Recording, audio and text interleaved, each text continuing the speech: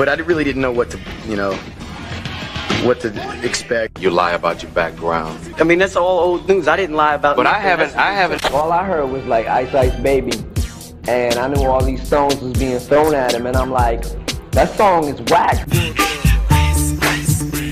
But why are all these stones really being thrown at him? I was young, manipulated, and I was a puppet.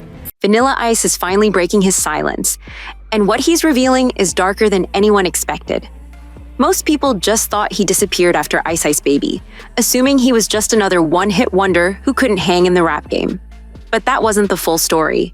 According to new claims, he didn't fade from the spotlight. He walked away on purpose, because of what was going on behind the scenes.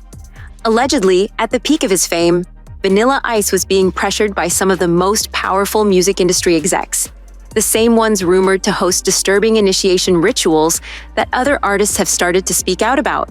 But Ice, he wasn't about that life. He refused, and that choice nearly cost him everything. So how did he manage to walk away from the machine, alive, intact, and decades later, still thriving in real estate? All my dreams that I thought were dreams turned out to be nightmares.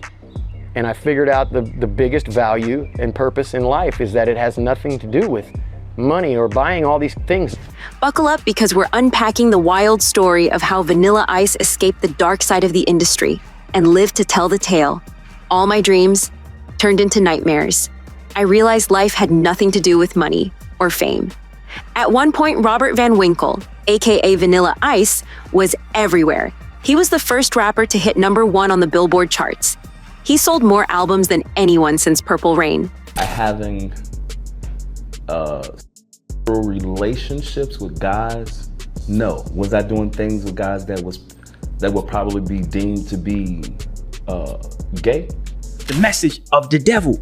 It's a spiritual war. So what happens is, in order for that artist to be in position to even mislead the people, they have to be worthy. This is hazing. This is the hazing aspect of it. In order to climb the ladder in the music industry, you have to be hazed. And when you're getting hazed, you're getting in your ass. You think you saying like basically this homosexual ritual? I'm saying. How does the industry situation turn you into a man? It really didn't. If anything, it tried to take man's stripes from me. So recently, and just as fast as he blew up, he was gone. But why? Turns out his exit wasn't about lack of talent or rap beefs. According to Ice, it was about something much deeper: survival. Behind the scenes, he says he was being manipulated, pulled into a world he didn't fully understand and didn't want to be part of. This is a quote that you said in one of your interviews. You said, at one point in my life, I didn't even know who I was, what my purpose was. I didn't want to live anymore. With hundreds of millions of dollars in the bank, I didn't give a shit about life. Who I am today is a complete flip the script opposite of that, and just super grateful, man, for my family, for my kids. And that's the meaning of life, man, the true meaning of life. 100%. We can go around as a young person in this globe and see life in a different way. And then you know what happens is, I shook this whole globe up, like a snow globe. I shook it up.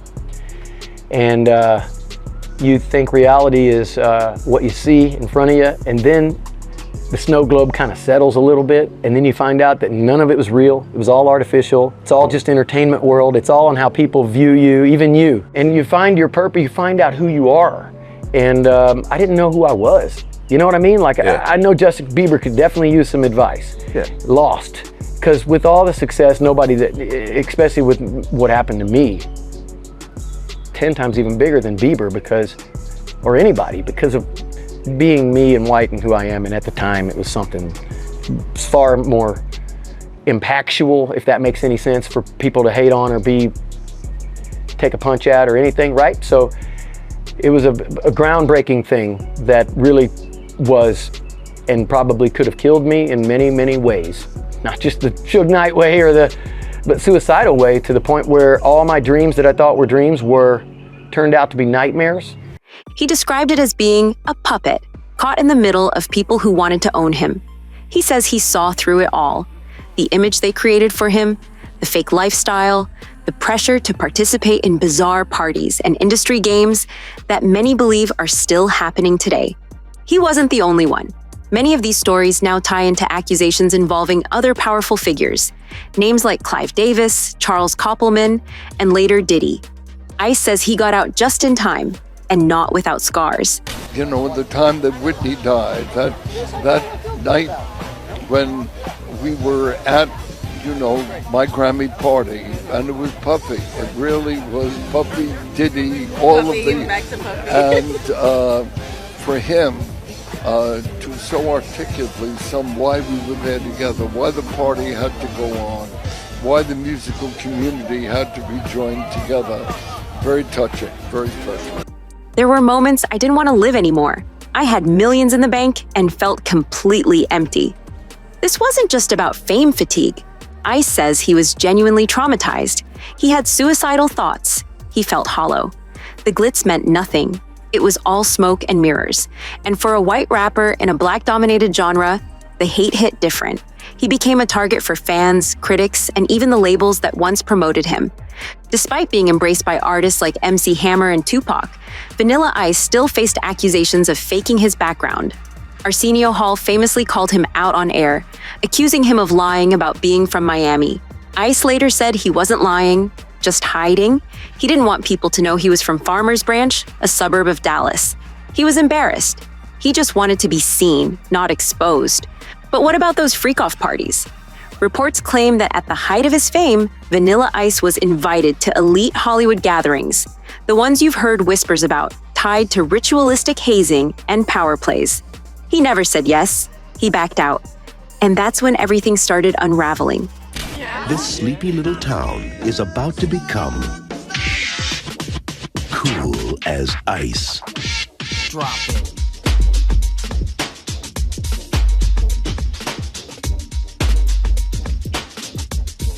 What the hell is that? Drop that zero and get with the hero. He was dropped, blackballed, replaced, and then came the infamous Suge Knight balcony story. Though Ice later clarified that Suge didn't literally dangle him over the edge. He even proposed to me. I mean, things were going so crazy and fast, man. I was just like, what? I thought the guy was supposed to do that. What do you mean? Wait a minute. This is too fast. I'm just getting started here, and I'm way too young for this. Yeah.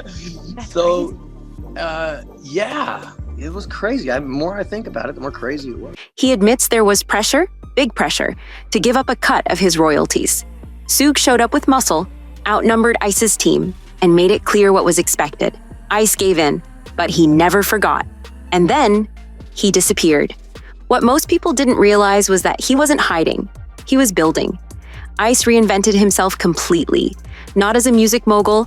I had an in-store, which is called an autograph signing party in Miami. And this place only holds the record store is called Specs, and it only holds 500 people, and there's 5,000 people showed up.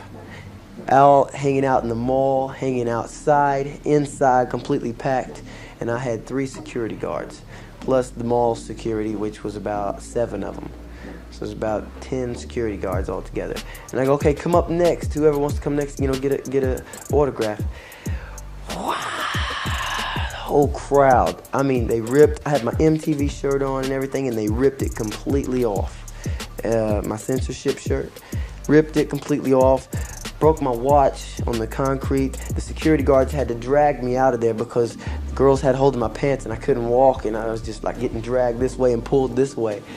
It was incredible. It was terrible. They wrote on the limo with a marker, "We love you, Vanilla Ice," on an all-white limousine, with a magic marker that doesn't, a permanent marker. Whew.